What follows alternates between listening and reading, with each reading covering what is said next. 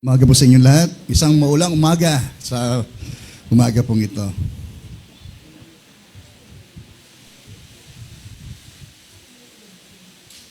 Okay, muli po tayong tumayo at buksan po natin ang ating dalang Biblia dito po sa Deuteronomy chapter 6 verse 1 hanggang verse 4.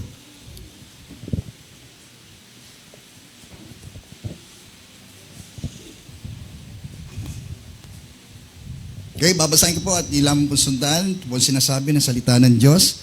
Ang pangunahing utos. Ito nga ang kautusan at tuntunin ay binigay niya sa akin na sa ninyong susundin sa lupaing inyong sasakupin. Ang mga ito ay ibibigay ni Yahweh at sa inyong mga anak at sa mga susunod na salinlahi upang magkaroon kayo ng takot sa Kanya. Kung ito'y susundin ninyo, hahaba ang inyong buhay. Kaya nga, pakinggan ninyo at sunding mabuti kung maggagayoy sasagana kayo at darami ang inyong lahi pagdating ninyo sa lupaing ipinangako ni Yahweh, ang Diyos na inyong mga ninuno sa lupaing mayaman at sagana sa lahat ng bagay. Verse 4, pakinggan mo, Israel, si Yahweh na ating Diyos ang tanging Yahweh. Ibigin mo si Yahweh na iyong Diyos ng buong puso, buong kaluluwa at buong lakas. Ang utos niya itanim ninyo sa inyong mga puso. Ituro ito sa inyong mga anak. Pag-aralan ninyo ito ng sa inyong tahanan at sa inyong paglalakbay, sa inyong pagtulog sa gabi at sa inyong pagbangon sa umaga. Ipulupot niyo ito sa inyong mga kamay bilang tanda, itali sa inyong noo at isulat sa mga hamba ng pintuan ng inyong bahay at tarangkahan. Okay, pagpalain po ng Diyos ang kanyang mga salita. Tayo po yung manalangin muli. Ama, muli po kaming nagpupurit, nagpapasalamat sa iyo sa ganang aming buhay na aming taglay sa mga oras na ito.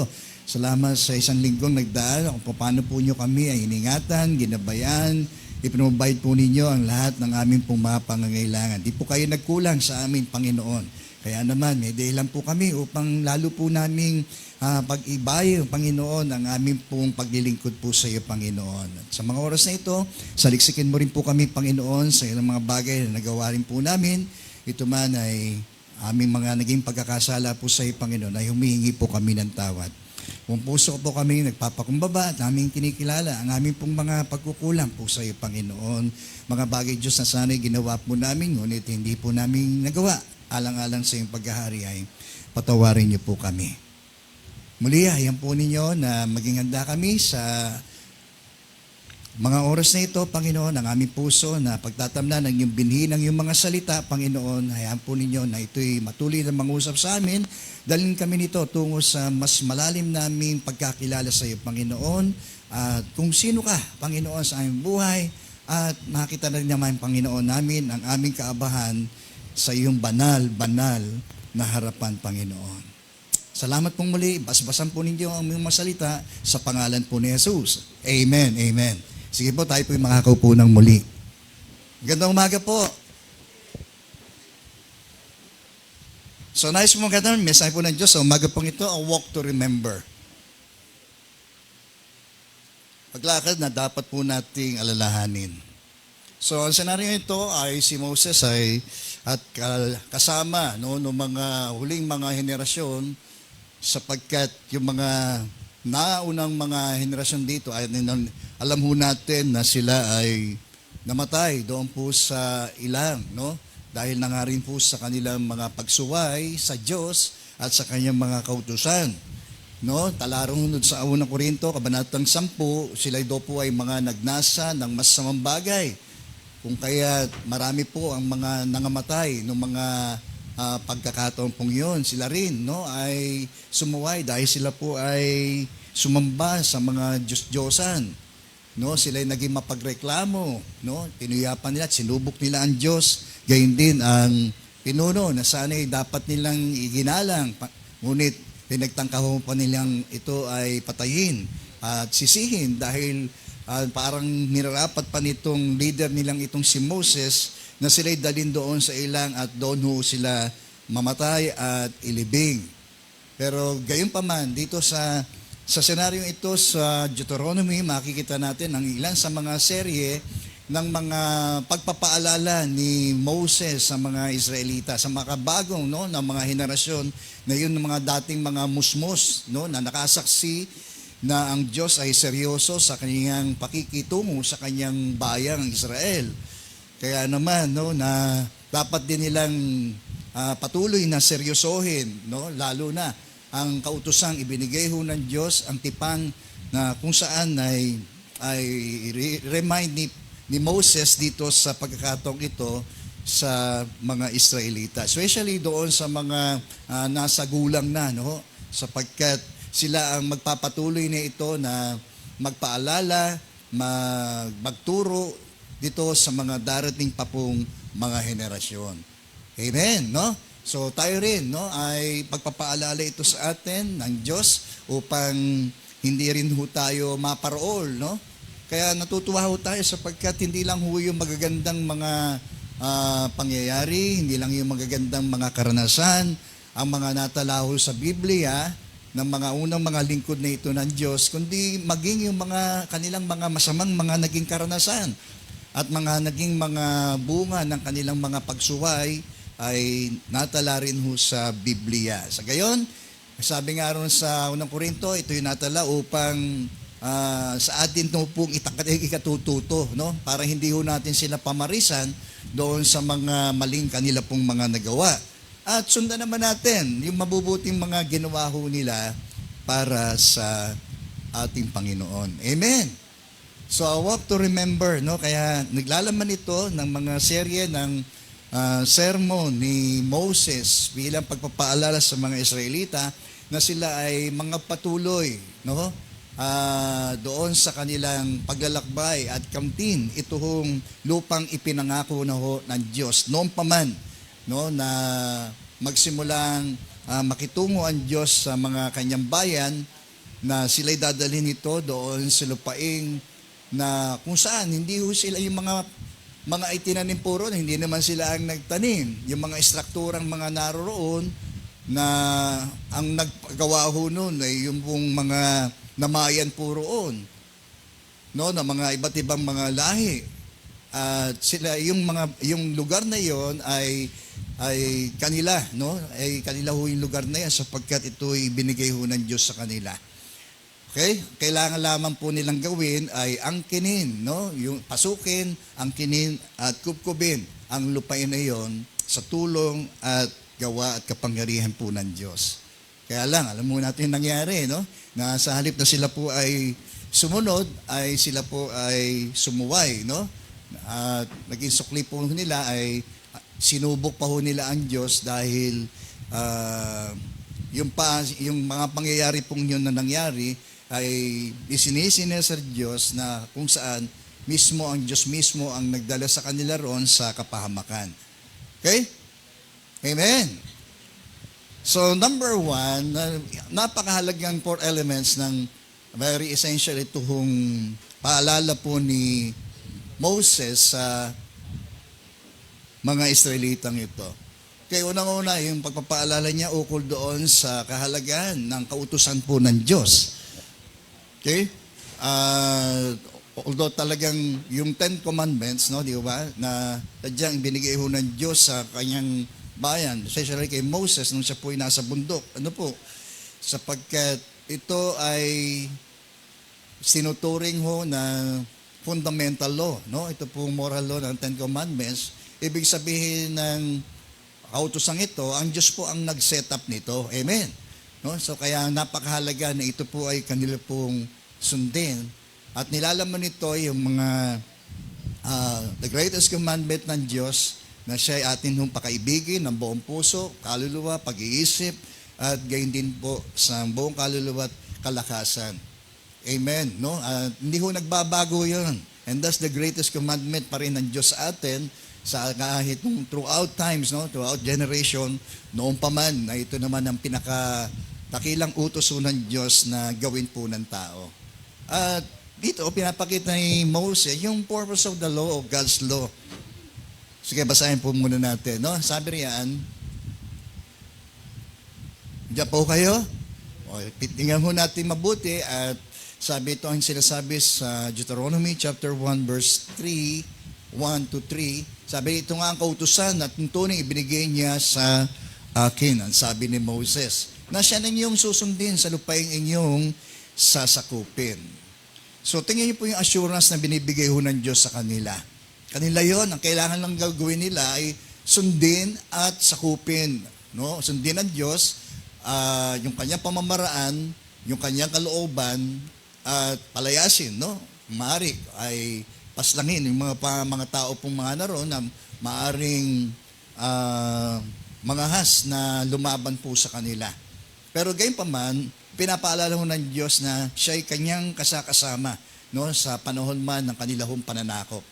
Kaya nga ito yung sabi rito, ang kautusan at mga tuntuning ibinigay niya sa akin na siya ninyong susundin sa lupaing inyong sasakupin. Ang mga ito ay binigay sa inyo ni Yahweh, no, at ang inyong mga anak at sa inyong mga anak na inyong magsusunod sa salin lahi upang magkaroon kayo ng takot sa Kanya. Kung ito'y susundin ninyo, tingin po yung layo nito, sabi, hahaba ang inyong buhay. So, promise of long life. Amen po ba? Gusto ba natin na mahabang buhay? Sumunod do tayo sa kautusan ng Diyos. Amen po ba? Okay? So, meron ako nabasa na para tayo po ay magkaroon ng mahabang buhay, ay isa sa mga kanyang mga ipinayo ay kumain ka ng tama. Okay? So, isa sa mga nagpapaiksi daw po ng buhay ng tao ay doon sa mga kanyang mga food intake, no? Sa mga bagay na kinakain po niya. So, nung mga panahon, talagang mas mahaba ang buhay ng mga henerasyon po noon, no? Na hanggang ngayon, ang ilan po sa kanila ay karamihan pa po ay buhay. Dahil nga rin po siguro, marahil, doon sa uri ng pagkain kanila pong kinakain, no? Hindi ho katulad ngayon, di ho ba? Ang mga tao ho ay matakaw sa soft drinks, no?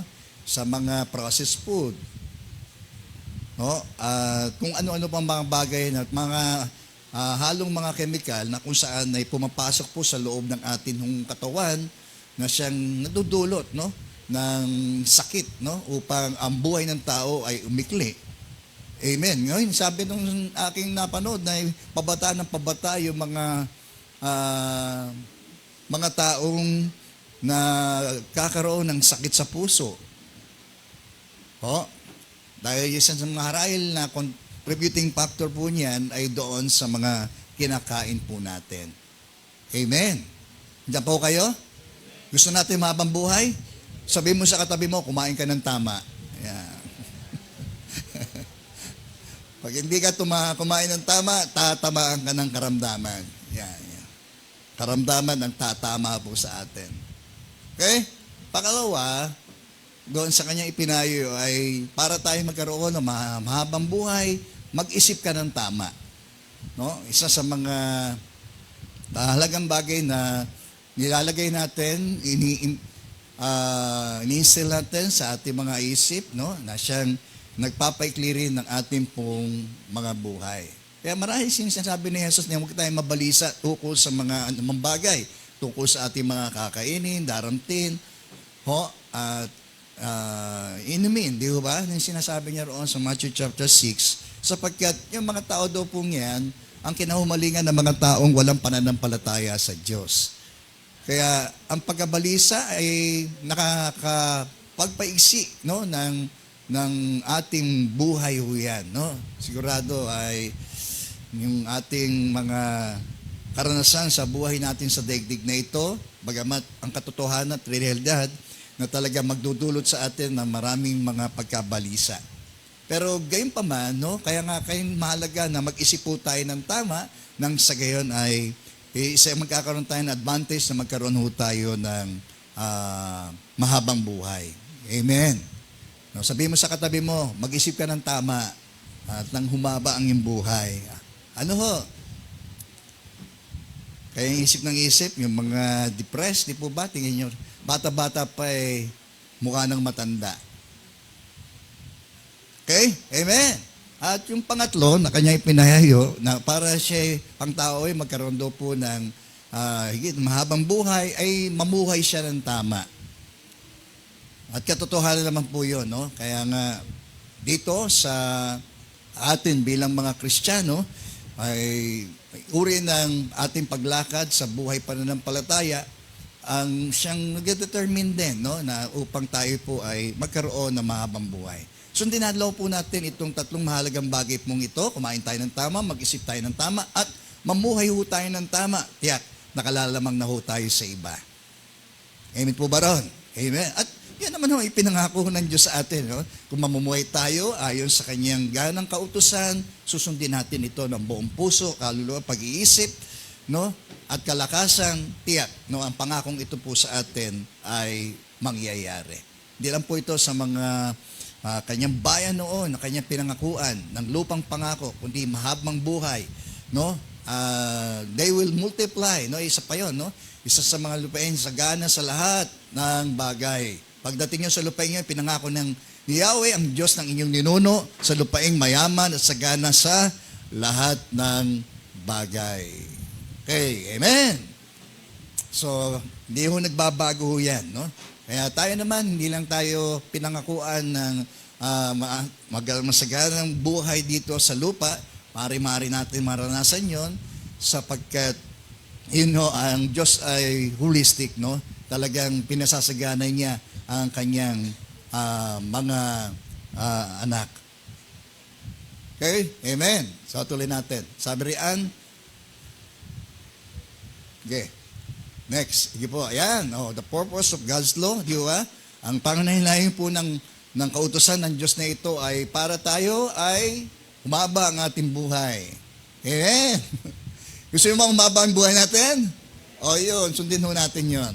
Ano pa? Yung abundance, sigurado. Yan naman ang pangako rin ng ating Panginoong Yesus na parito siya upang bigyan tayo ng isang buhay na ganap at kasiyasiya. Abundant life. Amen po ba? Ibig sabihin natin abundant life, saklaw na yon ng lahat ng ukol sa atin hong mga buhay.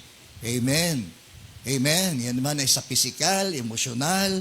Amen. Yan man ay sa ating pakikitungo sa ating pong kapwa. At yung abundance ng Diyos ay tiyak na mararanasan po natin. No? Higit sa lahat, yung spiritual abundance nito ay atin hong kakamtin. Although talagang nung tayo makipag-isa kay Kristo, tumanggap na ho tayo ng lahat ng mga pagpapalang spiritual. Di ba? Na kailangan lang dapat natin pinagpapasalamat po natin sa Diyos. Lagi natin inaalala na itong mga spiritual riches natin, bunga ng ating pakikipag-isa sa ating Panginoong Yesus.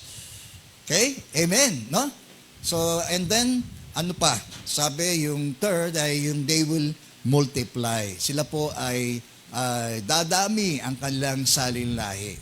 So, that's the purpose of, di po ba, ng evangelism. Di po ba? Kaya tayo nag-evangelize, di ba? Hindi lamang tayo makapangaral ng mabuting balita, kundi yung mga converts ay atin ho silang mahikayat, no, sa paanan ng ating Panginoong Yesus.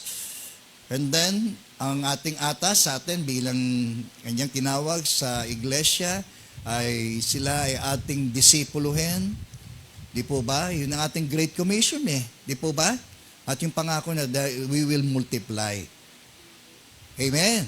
So, tingnan niyo natin, no, yung the very purpose of discipleship is multiplication. No?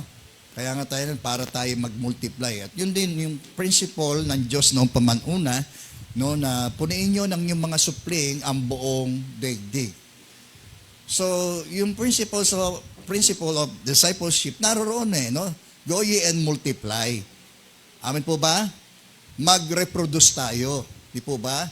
Ng kapwa nating disciple o disciple of Christ. Kapwa nating mga tagasunod ni Kristo.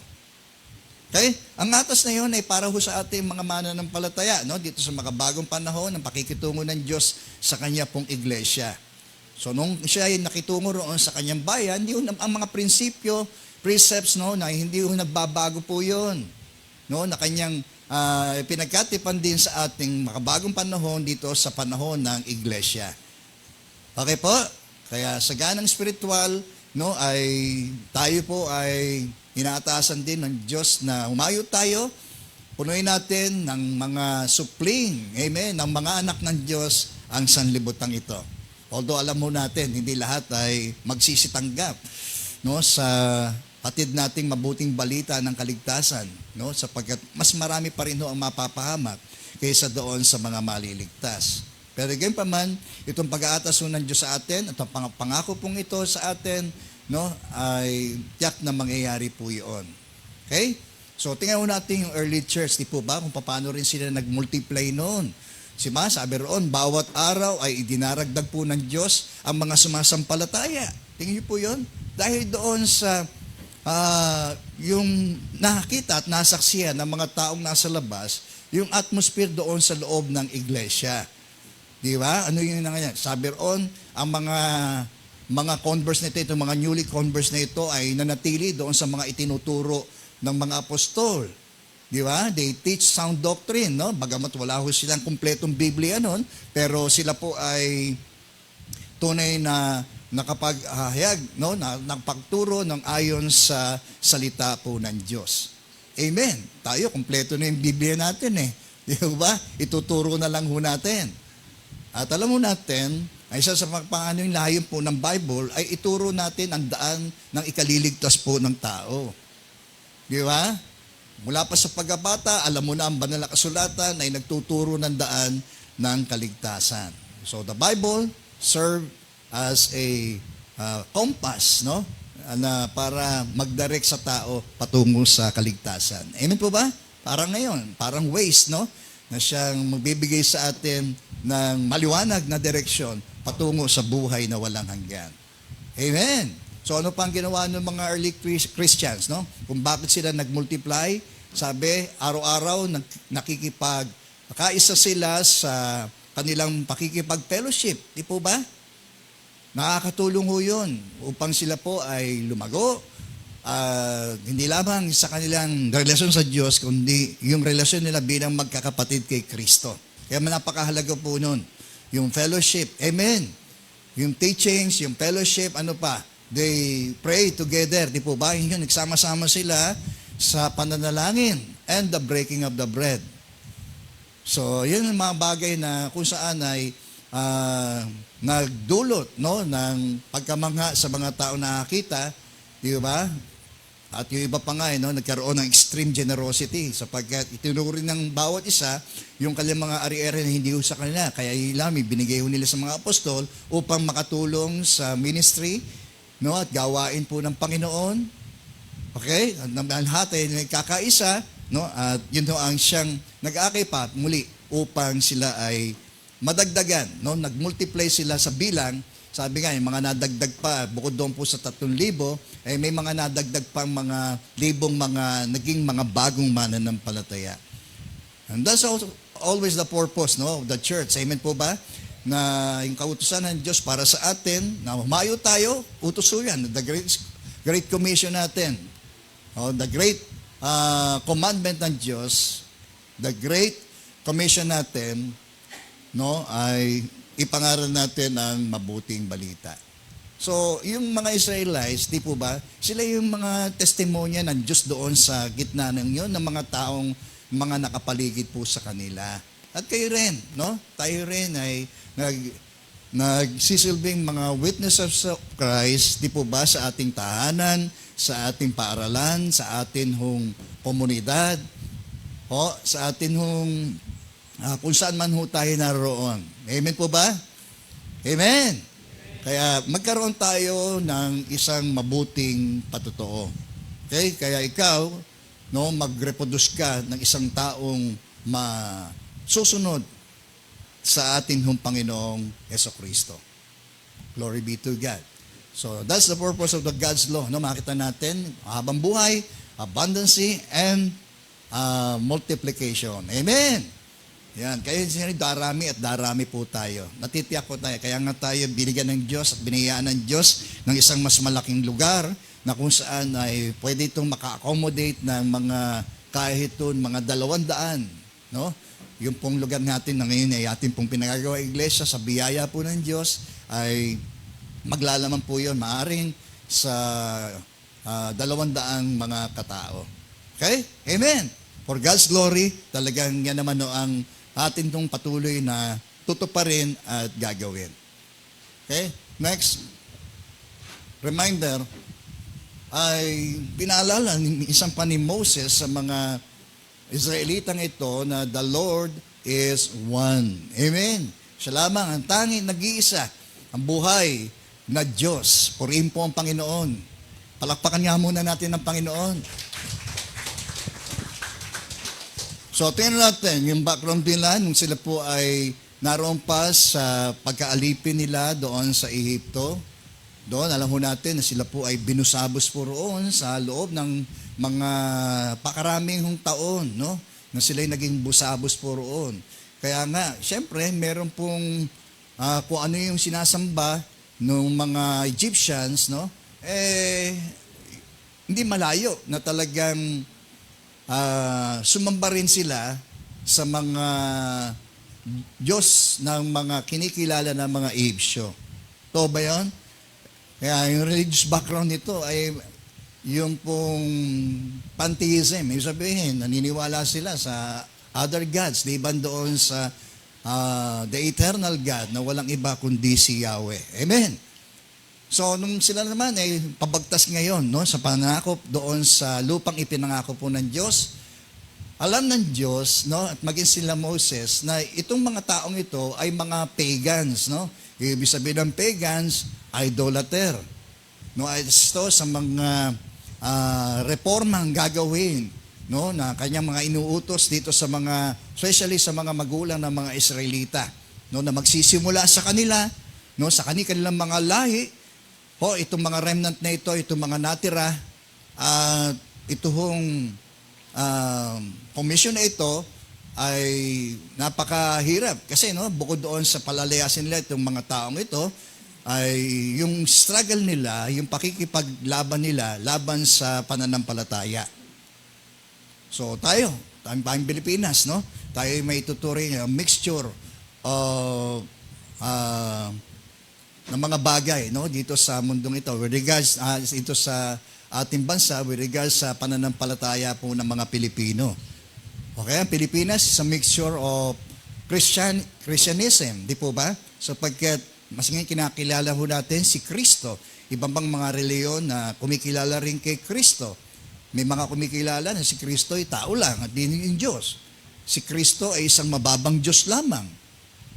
Di ba? So, iba-ibang mga reliyon na kumikilala man kay Jesus pero sa iba't ibang uri ng pagkakilala. Pero tayo, naniniwala tayo sa biblical Jesus. Amen po ba?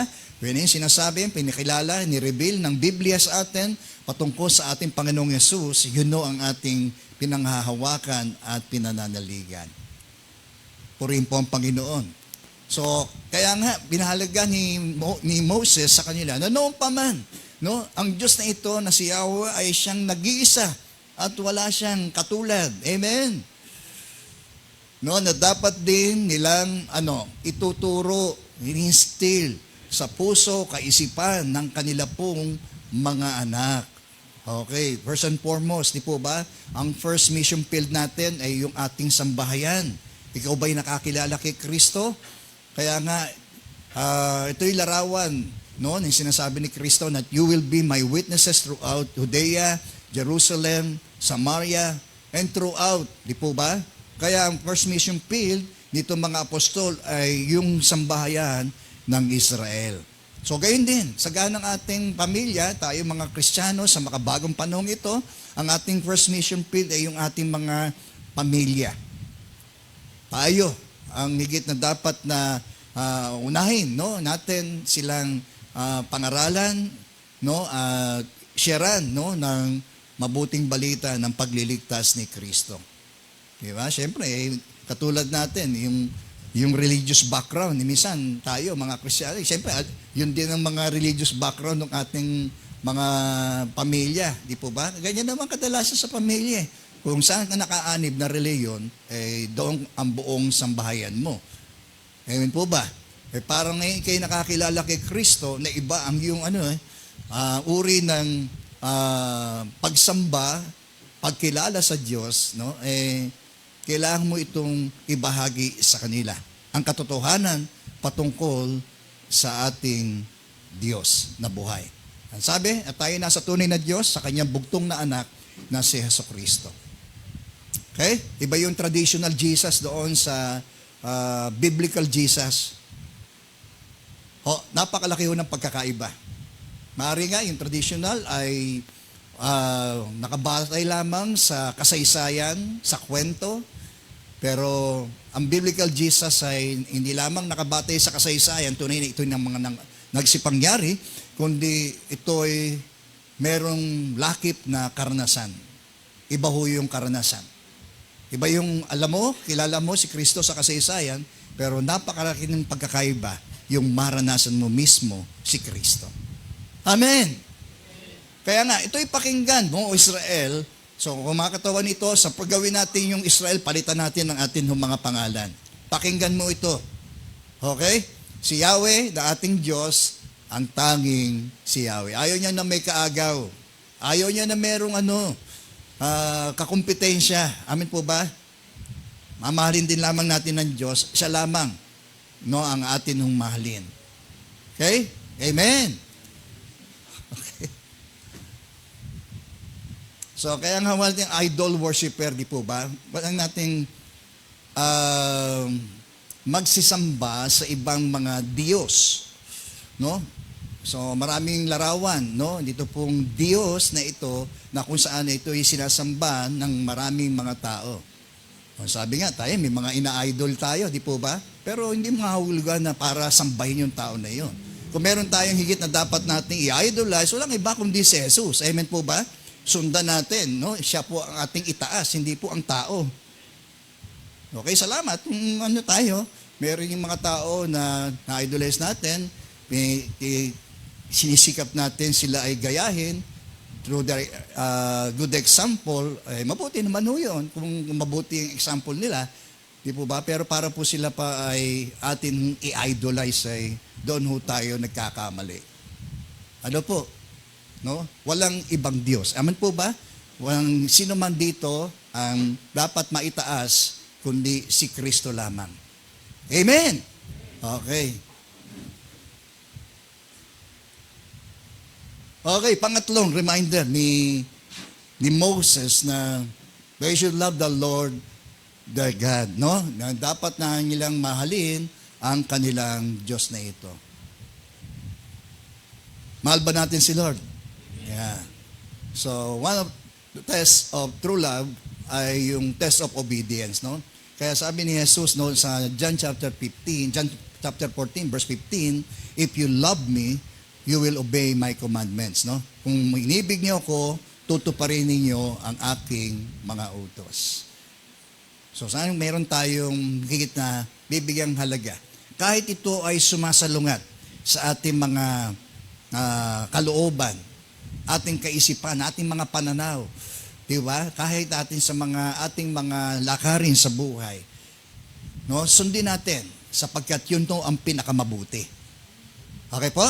Kung talagang tayo po yung nagmamahal sa Diyos, susundin natin ang kanyang mga utos. Okay, isa pa sa mga proof of true love, di po ba? Ay yung test of separation, di po ba? Si Jesus minsan ay nangako siya na siya'y alis, no? Sabi, na iwanan niya ang kanyang mga disciples, no? At siya'y paroroon, pero sabi niya, hindi ko kayo iwanan nangungulila. Yung test of separation ay pagpapatunay kung talagang sila'y nagmamahal sa ating Panginoong Yesus, sila'y magiging at mananatili silang tapat. Amen. Sa kanilang pag-ibig sa Diyos. Amen po ba ron? Yan, di siya ito nasusubo kapag tayo ay nagkakalayo, no? Kung tayo mananatiling tapat at nagmamahal sa ating Panginoong Yesus. Pero siya naman, no, habang tayo naghihintay, no, dapat ay panatili natin ang ating pagmamahal sa Kanya at katapatan, no, sa ating pananampalataya. Okay? Ano pa? Yung test of adversities, no? Mahal ba natin si Kristo sa panahon lamang ng kasaganahan at ng hindi ng kahirapan? Okay? Amen. Dapat mahal pa rin natin ang Diyos, no? Ano man ang ating kalagayan. no? Tayo may nasa mababa, naghihirap ka man, nagtitiis ka man, no? Ay mahal pa rin natin si Jesus. So, ang pagmamahal hindi ho nakabatay doon sa ating mga karanasan, no? Masama man ang ating mga naranasan sa mundong ito. Di ba? In terms of adversities, di po ba? Sino ang makapaghiwalay sa pag-ibig ng Diyos sa atin? Ang kahubaran ba, ang kamatayan, ay hindi daw po makapaghiwalay sa pag-ibig ng Diyos sa atin. Nawa ay ganun din tayo. Gaya sinabi ni Paul, kung ako ba'y nabubuhay, nabubuhay ako para sa Panginoon. Kung ako ba'y namamatay, namamatay ako para sa Panginoon. Amen. Okay? So, another test of true love ay yung test of prosperity. No? Yan, mahal lang bata ng tao ng Diyos kapag sila ay nananagana, kapag sila ay naroon sa mataas na kalagayan, minsan mas tempting pa na makalimutan mo ang Diyos. Totoo. Kaya nga sinasabi ni Jesus, di po ba? We cannot serve two masters, di po ba? Hindi tayo pwedeng maglingkod ng sabay sa kayamanan at sa Diyos. Sapagkat yung isa ay ating kamumuhian at yung isa naman ay atin pahalagahan. So, gayon din, no? Kaya nga, dapat nag-iisa lang ang Diyos sa puso natin. Amen! Okay. So, salamat po sa pag-amin nun. Di ba? Nawa ay hindi lamang po sa Kanya, kundi sa bawat isa po sa atin. Ipahag natin ang tunay nating pag-ibig, anuman ang ating kalagayan, no? Anuman ang ating mararanasan pa sa darating, pakita natin na tayo handang sumunod sa Diyos, no matter what the cost, di po ba, anuman ang maging hinihingi niya itong kapalit para po sa atin. And that's a sign of our true love for God. Amen! Ibigay natin si Yahweh, yung Diyos ang buong puso, buong kaluluwa, at buong kalakasan. Di ba? Marami yung ating mga kalakasan ay nagugugo lang sa maraming bagay. Kaya nga, gamitin natin, no, ang atin upang tayo po ay makapaglingkod ng gusto sa Diyos. Sapagkat that's the greatest endeavor, no? Yung maglingkod tayo sa Diyos, ang pinakamataas na uri ng paglilingkod na maaari po nating magawa sa buhay habang tayo nandito sa daigdig na ito. Oh, amen. Higit yan sa iyong trabaho. Higit yan sa iyong posisyon. Kung nasaan ka man. Di ba? Sapagkat ang paglilingkod sa Diyos ay higit yang pinakamataas. It is the greatest. Amen. Di po ba? Masasabi po nating dakilang uri ng paglilingkod. Sige po. Kaya ang mga utos niya ay itanim ninyo sa inyong mga puso. Okay? Purihin po ang Panginoon. Next, may mga pang-apat, tingnan natin. For you love the Lord your God, sabi, take them into your heart. No? Lagay natin ito sa ating mga puso. Hindi lamang nadindi natin, kundi kung ating pinahalagahan, mahal natin ang Diyos, mahal din natin ang kanyang mga salita. Hindi mo kasi po pwedeng sabihin mo, mahal mo ang Diyos, pero yung salita ng Diyos di natin binabasa, pinag-aaralan, no? At higit sa lahat, sinusunod. Di ba? Pag mahal natin si Kristo, mahal din natin ang kanyang mga salita. Amin po ba? Ang kanyang mga kautusan. Cherish them. Lagi natin itong alalahanin.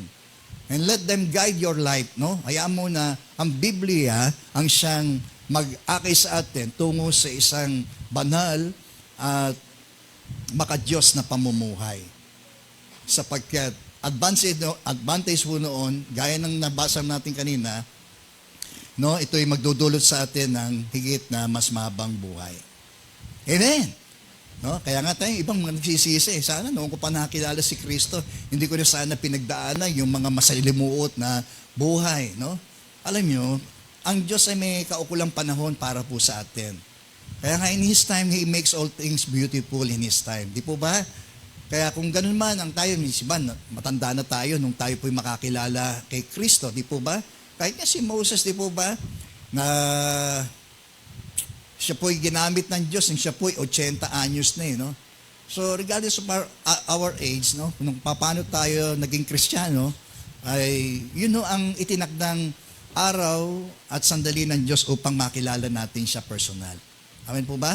Naniniwala tayo, gayon din sa ating mga mahal sa buhay, na huwag tayo maghinawa kahit yung pong ating panalangin para sa kanila, na sila ay makakilala sa Panginoon, na tila parang taliwas doon sa ating nakikita, no? Sa kanilang mga ginagawa, sa uri ng kanilang pamumuhay. wag po tayong manghinawang. Sila po ay dalangin po natin sa Diyos. Amen po. No? Kung ang Diyos ay concerned, di po ba, noong paman sa panahon ni Noah, di ba, 8 ang naligtas po noon. Ang kabilang po roon ay yung asawa ni Noah, yung kanyang 3 mga anak, at yung kanyang 3 mga manugang. Ganyan din si Lot, di po ba? Ang concern ng Diyos para sa pamilya ni Lot ay nandoon. Yan lamang at ang kanyang asawa ay sumuway doon sa atas ng Diyos sa kanyang magitan ng anghel na huwag siyang lilingon, pero siya po ay lumingon at tinanggap niya yung bunga ng kanyang naging pagsuway. Amen. Pero yung concern para sa ating pamilya ay naroon para rin sila ay makakilala po sa lubusan, personal kay Kristo. Amen po ba? Kaya lang, no? Kaya nga, maging yung Philippian jailer, di po ba?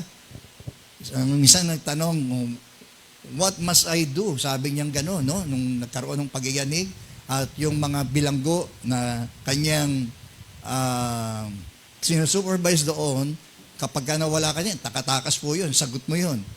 So, he tried to kill himself, no? Kaya gusto niyang patayin kanyang sarili. Sabi niya, wag, di ba?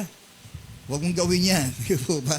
Pero, okay, paano ako maliligtas, no? Receive the Lord Jesus Christ, di po ba? And you shall be saved. Amen? At ang iyong sambahayan. Isipin natin yun, no? No, hindi lamang po yung plano ng Diyos noon para doon sa personal doon sa Philippian jailer na yon, kundi maging yung kanyang sambayan. Okay? So, ganyan din tayo. No? Huwag tayong manginawa na patuloy natin sila ipanalangin na sila ay lubusang makakilala kay Kristo. No? At ganyan din naman tayo, di po ba? Kahit kung tayo ay wala pa kay Kristo, maring isa rin tayo doon sa mga matitigas. Ang puso, di po ba? Minsan mga pagtingin natin sa sarili natin na matuwid, di po ba? Mabait tayo, mabuti tayong tao. Kasi ganun ang panahon natin eh. Sagang ating akala ng kabutihan na magdadala sa atin sa langit. Yung pagiging matuwid, no? Yung pagkilala natin sa ating mga sarili at pagkukumpara natin sa ibang tao na ganun tayo, ay hindi yung magdadala ho sa atin sa langit, no? Ngayon na lang natin na tuklasan ang mga katotohanan ito na hindi sa pamaraan ng tao siya ho ay maliligtas, kundi sa ganang pamamaraan po ng Diyos sa magitan ng tinapos na gawa ni Kristo doon sa krus ng Kalbaryo. Glory be to God. Amen. So take them into your heart, no? Cherish them and let them guide your life. Sigurado, yung biyaya ng Diyos na iyon na kanya ipinangako, prolong life, di po ba? Abundancy and multiplication ay tiyak na mangyayari po sa ating mga personal at sa atin nung bilang mga lingkod po ng Diyos. Okay?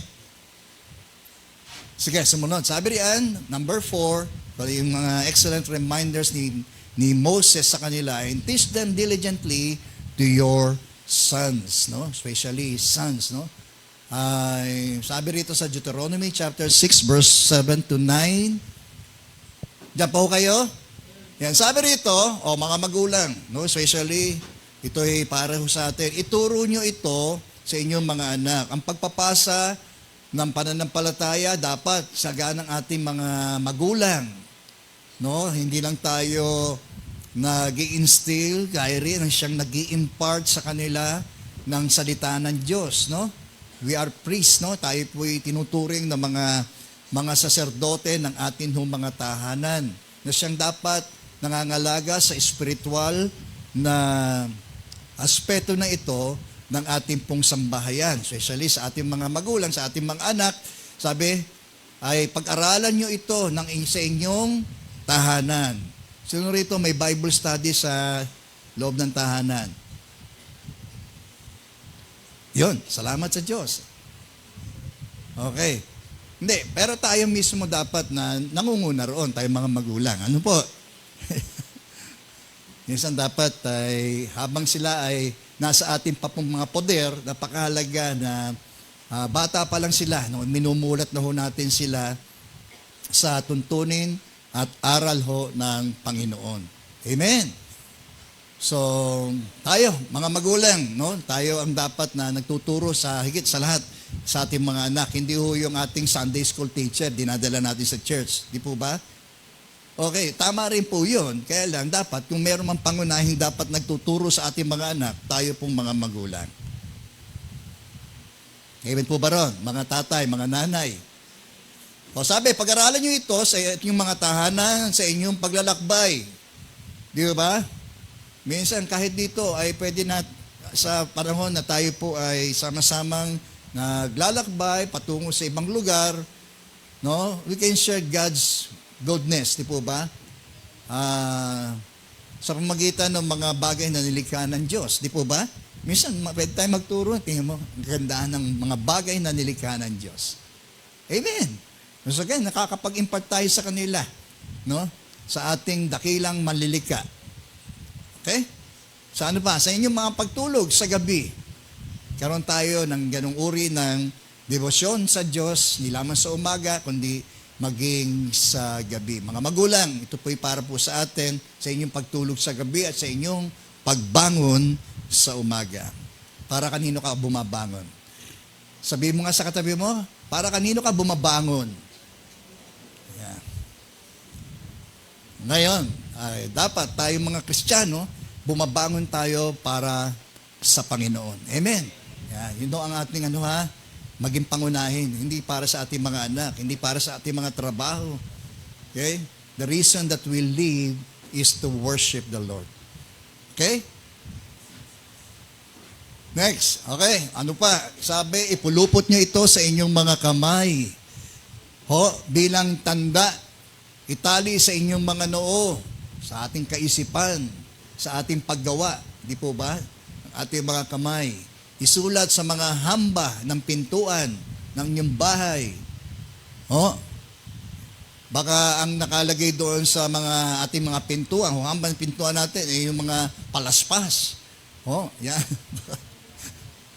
Tapos ilalaga natin, no, para magsilbing gamot. Di ba? Iba may gumagawa ho ng gano'n. No? So hindi yung sinasabi, yung salita ng Diyos, ipaskil nyo roon. Di po ba? Hindi kung si ano-ano yung mga nakapaskil po roon. Di po ba? Minsan, nakapaskil doon yung mga achievements ng mga anak natin. Di po ba? We take pride doon sa mga na-achieve ng atin ng mga anak. Pero yung salita ng Diyos, wala. Amen. Diyan po tayo? Ayan. So, yan ho yung nalagyan na ano eh. Kasi pag halimbawa, sa umaga, pag nababaling yung pagtingin natin doon, maalala natin yung salita ng Diyos. Amen po ba? Magpapaalala sa atin yun. Amen. Okay? Isulat sa inyong bahay at mga tarangkahan. Nagsisilbi itong protection din natin laban sa masama. Purihin po ang Panginoon. Ang pagkaingin sa salita ng Diyos ay pagtatakwil sa anumang uri ng masama. Okay? So ano pa? Ituro sa bata, sabi sa Proverbs chapter 22 verse 6, no? Very basic naman po ito. Turo sa bata, dapat niyang lakaran at hanggang sa paglaki niya ay hindi niya ito malilimutan. So, ang meron mang mapat magtanim, no, sa kaisipan, puso, kalooban ng atin ng mga anak, ng salita ng Diyos, tayo po yun. Habang sila po ay mismong nasa kamusmusan pa, no, imulat na ho natin, no, sa kanilang kaisipan, no, yung mga kanyang mga nakikita sa kanyang paligid, di po ba? Kaya minsan may nakipapanood tayo doon, di ba, sa Facebook o sa YouTube, di po ba? Yung mga batang maawit, di po ba? Nakakatuwa. Di ba? Na kahit sa kalamurang kaisipan, nag-aano sila, umaawit sila ng papuri sa Diyos. Minsan pa nga, meron ako isang bata na nangangaral ho siya sa harapan ng isang kongregasyon eh. No? Siguro ay siya yung mga 4 or to 5 years old. Nangangaral po siya. Amen! So yung mga bagay na yon ay nagpupunla tayo ng mabuting binhi sa atin mga anak. Glory be to God. Kaso nga, yung danger pa nga yung mga batang lumaki sa church, di ba? Minsan, yung pag-ayon ay dala ng mga peer pressure, lalo na sa panahon ng kabataan. Di ba? Kaya nga, sabi ron sa awit, 127, sa panahon ng kabataan, no, tila para sila palaso. sa isang manunudla, no? Tayo po 'yun, archer, no?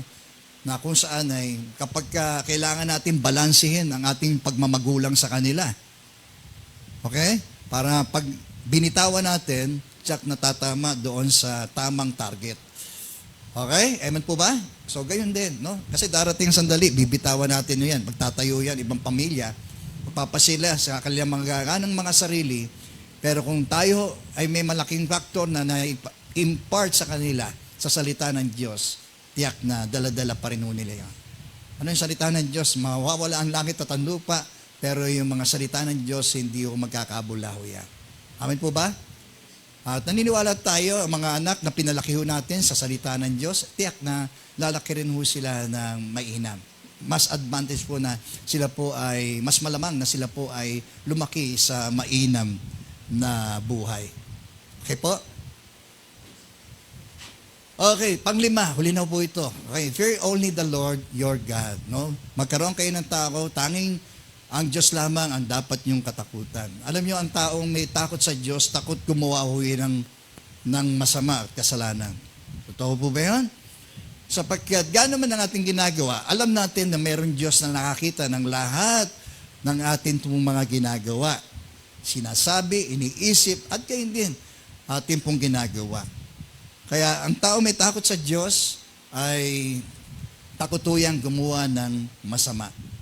At ito naman, no, and the beginning of understanding the fear of the Lord is the beginning of wisdom. Amen. Yan ho ang pinakapangunahing layon ng Diyos para po sa atin, no? Hindi naman na magkaroon tayo ng takot sa Kanya upang hindi ho tayo magkamali at magkasala sa anumang bagay na gagawin po natin. Okay? Sabi, malapit na kayong dalhin ni Yahweh sa lupaing ipinangako niya sa inyong mga ninunong sina Abraham, Isaac, at Jacob. No, excellent reminder ni Moses with regards doon sa covenant ng Diyos sa kanila, no, na hindi pa rin nagbabago ito. Mula nung ito ay ibinigay ng Diyos sa kanila noong paman. No, nangamatay na yung ibang mga henerasyon, pero dito sa makabagong henerasyon na ito, no, ito pa rin ang ipinapaalala ni Moses sa mga Israelita, no? God, ganyan din sa atin, makabagong henerasyon, yung pa rin at paalala ng Diyos sa atin, no? Magkaroon tayo ng takot sa Kanya, sundin natin ang Kanyang buong kautusan, no? Huwag tayong sumamba sa ibang Diyos, huwag tayong magkakaroon ng ibang mga Diyos-Diyosan sa ating mga buhay, at tsak, maninirahan tayo kayo sa malalaki at magagandang lungsod na hindi kayo ang nagtatag. Naalala ko po yung isa sa ating mga kapatid sa bayan, no, kanyang pinapatotoo na nung ibinigay nila yung kanilang munting bahay para po sa gawain ng Panginoon, binigyan ho sila ng Diyos ng mas malaking bahay na maituring ho nilang kaloob ng Diyos na ibinigay ho sa kanila. Amen. Tingnan niyo po yun. Kaya wag ho tayong mag-atubili kapag ito ang gilos ng Diyos sa atin, na huwag natin kung ano yung inihandog natin sa Diyos, sigit pa ho doon ang naibibigay niya ho sa atin. Di ba? Kaya nga sabi ni Kristo, walang taong nag-iwan ng kanyang tahanan, lupain, no? Magulang, kaibigan, di ba? Anak, asawa, alang-alang sa akin sa paghahari ng Diyos, hindi tatanggap na makapupong higit dito sa buhay na ito, makalupa at sa buhay na walang hanggan. Purihin po ang Panginoon. Amen. So, salamat sapagkat nung tayo makakilala kay Kristo, maaaring nawalan tayo ng kaibigan natin sa sanlibutan, pero nagkaroon naman tayo ng higit na mas mabuting mga kaibigan sa atin mga kapatid sa pananampalataya. Amen po ba? Amen. Yun ho eh. So, lahat ng to ay meron kapalit, no? Kapag ho tayo ay nagiging masunurin sa Diyos, no? Kaya nga, hindi naman sila ang nagtatag ng mga bahay doon, pero magiging kanila ang mga estrukturang, minsan pa hindi sila ang nagtayo noon, pero magiging kanila po yon. Okay? Ano pa? Sa titira kayo sa tahanang sagana sa lahat po ng bagay. Amen. Okay? Ngunit hindi nyo pinaghirapan. Isipin po nyo, iinom kayo sa tubig na galing sa mga balong hindi nyo hinukay. Sila ho'y nagukay doon. Okay? Mamimitas kayo sa mga ubasan at mga olibong hindi nyo itinanim. Kung kayo'y naroon na sa masagana sa lahat ng bagay. Tingin niyo po yun? Kaya nga, huwag tayong mag-atubili, no? Na ang Diyos, ang Kanyang pangarap sa atin ay bigyan tayo ng mas mainam at ganap na buhay, no? Dito man sa lupa o doon sa langit. Okay? Amin po ba? Okay. Next, okay? Ano pa? Bilin ni Moses na wag niyong kalilimutan si Yahweh na naglabas sa inyo sa Ehipto. Katulad ng mga ginawa ng kanilang mga lolo at mga magulang nung sila'y nandoon sa Egypt. Kaya sa bayan ng pagkailipin, magkaroon kayo ng takot sa Kanya, paglingkuran niyo siya sa Kanyang pangalan, at sa Kanyang pangalan kayo manumpa. Okay? Amen po? Hindi sa akin, sabi ni Moses, hindi sa pastor, kundi mismo sa Diyos tayo magtatalaga ng atin ng mga buhay sa Kanya. Amen po ba? And glory be to God. So, anong lesson? Relevant lessons na atin matututunan sa pinag-aralan po natin. So, we need to read the truth continually. Basahin natin. Kahit paulit-ulit, nabasa natin ito. Meron at merong mga bagong pahayag ang Diyos sa atin. Ito po yan. Kahit paulit-ulit. Meron at meron pa rin bago at sariwang mga kapahayagan ng Diyos sa atin. Ano pa? Pangalawa, love God fervently. Lalo nating higit na mahalin ang Diyos sa buhay natin. Kung mahal natin siya ngayon, higit pa ho natin ipadama sa Kanya ang ating pagmamahal sa Diyos. Walang relasyon na dapat higit sa relasyon natin sa Diyos. Maniniwala ako na kapag maayos yung relasyon natin, ugnayan natin sa Diyos, hindi magiging mahirap makitungo sa ating mga ugnayan sa ating pong makalupang mga ugnayang ito. Okay? And third, sabi roon, teach the young diligently. No? Magpakasipag tayo na ituro ito sa ating mga anak. Huwag tayong tamarin kung meron tayong maging prioridad para sila ay ating turuan. Turuan natin sila ng salita ng Diyos. Okay? At pangapat, sabi, fear the Lord greatly. Magkaroon tayo ng lubos na pagkatakot sa Kanya. Okay. Amen po ba? Siguro wala na, no? Wala na. So, a walk to remember, no? Hindi lamang sa panahon itong Old Testament times, no? Sa panahon ni Moses, na sila ay almost home. Nandoon na siya. Okay? Although si Moses ay naligtas, no? Bagamat hindi siya nakarating doon sa lupang ipinangako po ng Diyos, ito'y natanong niya lamang, pero he was almost home doon sa lupang ipinangako ito ng Diyos. Pero merong higit na tahanan, ipinipare ang Diyos kay Moses. Amen po ba? So gayon din tayo, we are almost home sapagkat si Jesus ay nangako sa atin ng isang tahanang mananatili. No, isang tahanan na kung saan ay siya ang ating lubos na makakasama sa panahon na ito, no, at sa panahong darating. Kaya naman, no, huwag tayong mabalisa sa anumang bagay. Sa bahay ng kanyang ama ay maraming silid, kundi gayon ay yun ay kanya ng ipinaghahanda para ho sa atin noon pa man nung tayo magsimulang sumampalataya. Ang kailangan lang ho natin manatiling tapat sapagkat yun ho ang ating pupuntahan. Amen! Okay. Kaya lagi na pakiisipin sa daigdig na ito, dito ay hindi ko tahanan. Ang langit ang aking tahanan. So, walk to remember, walk fearlessly, no, sa Diyos, lagi nating alalahanin ang kanyang mga ginawa sa buhay natin. Tayo po'y manalangin. Ama, nagpapasalamat po kami, Panginoon, minsan pa ay tulad ni Moses, sinariwa niya, Panginoon, ang tipang iyong pinagkatipan sa iyong bayang Israel. Panginoon, naniniwala kami na itong tipang ding ito, Panginoon, personally sa buhay ng bawat isa po sa amin, sa iyong iglesia, ay yun din, pinapaalala po sa amin, Panginoon. Ang tipang ito, Panginoon, na kung saan kami ay iyong makakasama sa iyong piling. sa iyong kahariang ipinaghanda po sa bawat isa po sa amin, Panginoon. Kaya naman, Panginoon, walang pag-agam-agam, walang takot kaming naharap, Panginoon, sa mga suliranin, sa mga hirap, Panginoon, na titiisin pa po namin sa mga darating, Panginoon, bilang bahagi ng mundong ito at bilang kabahagi ni Kristo na aming Panginoon.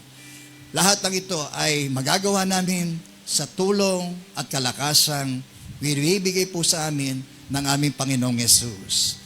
Kaya naman, Lord, kami ay patuloy na nagtatalaga ng aming mga sarili sa iyo, Panginoon. Tami ang pagkilala na ikaw ang siyang nag-iisang Diyos.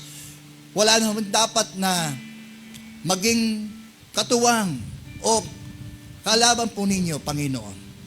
Kundi kayo lamang ang siya nawang maghari sa aming mga puso at buhay, Panginoon. Purihin ka, Panginoon. Lagi naming alalahanin ang mga bagay na iyong pong ginawa sa nakaraan, Panginoon. Hindi lamang sa buhay sa kasaysayan, Panginoon. Maging sa aming mga personal na mga kasaysayan, Panginoon. Ang mga nakaraan ay tanda lamang, Panginoon, na ikaw ang Diyos ng nakaraan, kasalukuyan, at siyang darating, Panginoon. Kaya namang walang takot kaming patuloy na magpapatuloy sa aming pananampalataya sa aming Panginoong Yesus upang sa gayon, dumating man siya, Panginoon, anumang oras, sandali, Panginoon, ay tiyak na meron po kaming tiyak na patutunguhan, dakilang Diyos. Purihin ka, Panginoon, aming Ama, ikaw, kaibigan, sa ganang iyong sarili, hindi mo alam, tiyak, na kung mamamatay ka, hindi mo alam kung ang iyong patutunguhan. Sa Jesus ay namatay, alang-alang sa ating mga kasalanan, sapagkat ang kasalanan ay kabayaran nito ay kamatayan. Subalit ang kaloob ng Diyos ay buhay na walang hanggan sa pamagitan ni Kristo. Kung yan ang nais mo, bakit hindi ka manalangin sa iyong kinalalagyan? Sabihin mo ang panalangin ito, Panginoong Yesus, ako po'y lumalapit sa iyo. Kinikilala ko po na ako po'y isang makasalanan. Pinagsisisihan ko po ang lahat ng aking nagawang mga pagkakasala. Panginoong Yesus, nananalig ako na ikaw ay namatay at muling nabuhay upang ang aking mga kasalanan ay mabayaran at magkaroon ako ng pag-asa sa buhay na walang hanggan. Tinatanggap kita sa aking puso, Panginoon, bilang aking tagapagligtas. Panginoon, ang aking buhay, isinusuko pong lahat sa iyo ang aking buhay. Marami pong salamat sa iyong pagtanggap sa akin, sa iyong kaharian, sa pangalan ni Jesus. Hallelujah. Salamat po, O Diyos, at pagpalain mo the rest ng aming fellowship na ito. We bring you back all the praises, glory, and honor. In Jesus' mighty name we pray. Amen. Amen.